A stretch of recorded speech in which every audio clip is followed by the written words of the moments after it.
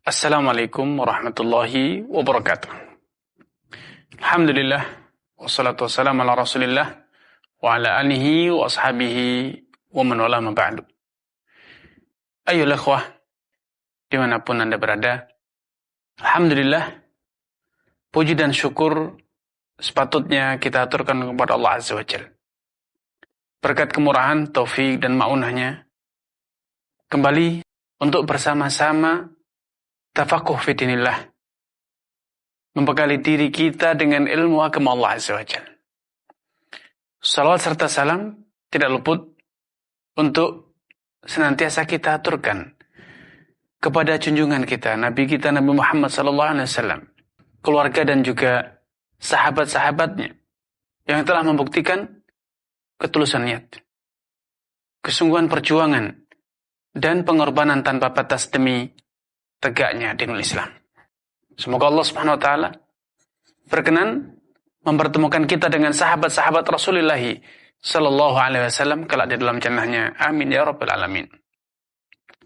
Kaum muslimin dimanapun Anda berada, Hanzalah radhiyallahu ta'ala dan sebelumnya Abu Bakar radhiyallahu ta'ala anhum ajma'in mengadukan apa yang mereka alami, menceritakan dan sekaligus mengadukan apa yang mereka alami kepada Nabi sallallahu alaihi wasallam. Apa yang mereka alami? Tatkala mereka duduk di majelis Nabi, dibacakan Al-Quran, dibacakan hadis, disampaikan kepada mereka ilmu. Apa yang terjadi? Ka'annaha ru'yal ain ya Rasulullah. Surga dan neraka itu betul-betul nyata, seakan-akan ada di depan mata kami. Subhanallah. Itulah orang yang beriman. Tatkala Anda hari ini mendengar Al-Quran, dibacakan Al-Quran dari Al-Fatihah hingga An-Nas, hatam, tidak sedikit pun ilmu yang Anda dapat. Jiwa Anda sama sekali tidak tergetarkan oleh berbagai peringatan, berbagai janji-janji indah Allah Subhanahu wa taala, berbagai ayat-ayat yang menceritakan tentang keagungan Allah, tentang kebesaran Allah, tentang kekuasaan Allah. Semua itu berlalu begitu saja. Ketahuilah, itu hukuman pertama atas dosa-dosa Anda. Anda tidak lagi bisa menikmati indahnya Al-Quran. Al-Quran tidak lagi mampu mengetuk hati Anda. Kalau dalam dunia nyata ini, rabun atau yang dikenal dengan rabun ayam itu, ya, orang di ketika sore hari tidak lagi mampu membedakan, tidak lagi mampu memandang dari jarak jauh. Ada lagi rabun warna. Tidak lagi bisa, atau buta warna, tidak lagi bisa membedakan antara warna. Semua warna sama, hitam dan putih. Ada lagi orang yang kehilangan indera pengecap, sehingga semua makanan sama baginya. Tidak ada rasanya, hambar semuanya. Ada lagi orang yang menjadi sakit karena gangguan telinganya, tidak lagi bisa mendengar suara.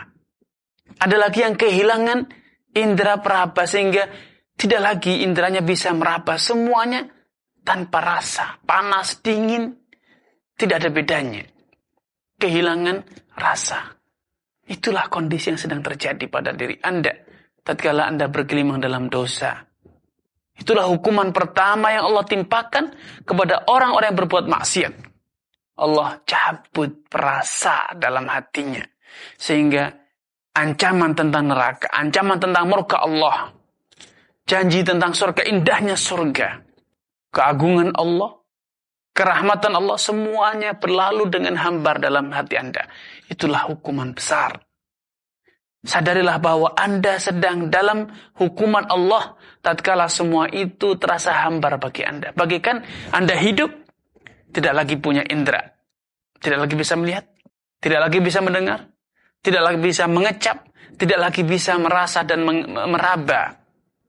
Bagaimana rasa Anda kala itu? Akankah Anda merasa bahwa hidup Anda fine-fine saja? Tidak ada masalah? Ya. Kalau Anda merasa terancam dengan hilangnya indera perasa, indera pengecap, atau pendengaran, atau penglihatan Anda, sehingga Anda merasa mulai kabur pandangan Anda. Anda lagi tidak mampu mendengar suara, sehingga Anda mulai segera bergegas pergi ke dokter untuk berobat karena menyadari Anda sedang bermasalah, mengalami gangguan kesehatan. Maka itulah yang sejatinya yang saat ini terjadi dalam diri Anda karena Anda berbuat maksiat. Seruan untuk beribadah kepada Allah. Tidak lagi menggetarkan jiwa Anda. Seruan hayya 'alas shalah tidak lagi menggugah Anda dari tidur Anda. Anda terlambat dari menunaikan sholat tidak lagi menjadikan Anda menyesali, merasa rugi. Berhasil berjamaah atau tidak berhasil berjamaah. Sholat pada waktunya atau di luar waktunya sama saja bagi Anda. Maka itulah hukuman kedua.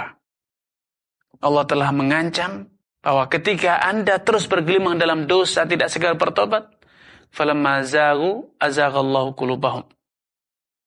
Tatkala mereka berpaling, menjauh, maka Allah jauhkan mereka. Allah usir mereka dari jalan Allah Subhanahu wa taala. Semakin mereka berpaling, Allah akan jauhkan dia. Sehingga jangan dikira bahwa Anda aman-aman saja. Karena Anda sedang digiring untuk menuju ke neraka. Dijauhkan dari jalan surga. Bagaikan Anda dalam sebuah kafilah perjalanan. Satu kafilah. Tatkala Anda mulai sering membangkang dengan kesepakatan rombongan. Maka mulai Anda disingkirkan, disuruh pergi, dijauhkan dari rombongan kafilah. Anda disuruh berjalan sendiri. Itulah yang terjadi. Akankah Anda merasa bahwa hidup Anda fine-fine saja tanpa ada ancaman?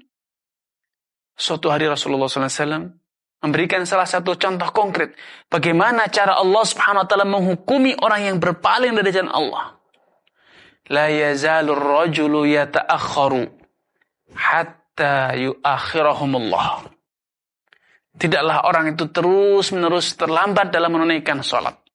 Tidaklah orang itu terus-menerus ketinggalan dari shaf pertama, atau ketinggalan dari rakaat pertama dalam sholat berjamaah.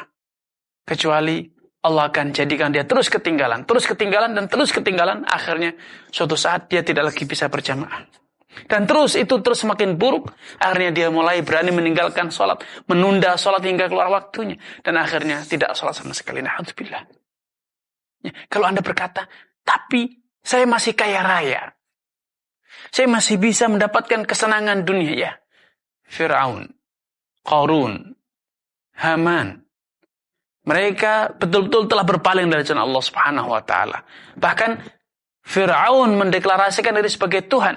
Ana rabbukumul a'la, akulah Tuhan kalian yang paling tinggi, yang paling mulia. Apa yang terjadi? Allah bukakan, Allah berikan kepada mereka dunia beserta isinya. Allah jadikan Fir'aun sebagai raja. Qarun sebagai konglomerat. Ya, tapi apa yang terjadi pada mereka? Damai dan bahagiakah mereka? Tidak. Pada saatnya azab tiba, mereka tidak lagi bisa mengelak.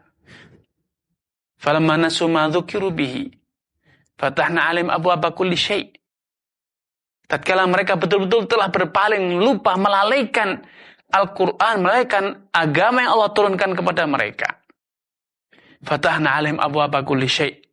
Kami bukakan kepada mereka segala pintu kemudahan, segala pintu rezeki, kesenangan dunia. Sampai tatkala mereka dalam kondisi merasa girang, puncak kesenangannya.